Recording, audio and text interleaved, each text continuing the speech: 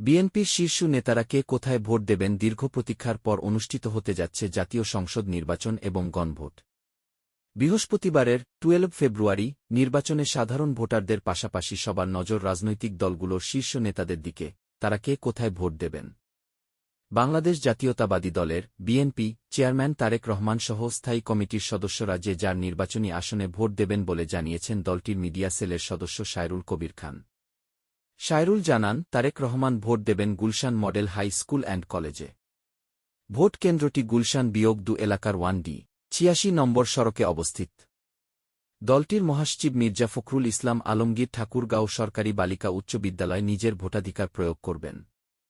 BNP স্থায়ী committee সদস্যদের মধ্যে ড খন্দকার মোশাররফ হোসেন, কুমিল্লার দাউদকান্দি গয়েশপুর সরকারি প্রাথমিক বিদ্যালয়, মির্জা আব্বাস, শাহজাহানপুর মির্জা আব্বাস মহিলা ডিগ্রি কলেজে, বাবু গয়েশ্বর চন্দ্র রায়, কেরানীগঞ্জের আরাকুল সরকারি প্রাথমিক বিদ্যালয়, ড আব্দুল মঈন খান, নরসিংদীর পলাশে চারনগরদী সরকারি প্রাথমিক বিদ্যালয়, আমির খুসরু মাহমুদ চৌধুরী চট্টগ্রামের মুন্সিপাড়া সরকারি প্রাথমিক বিদ্যালয় ভোট দেবেন।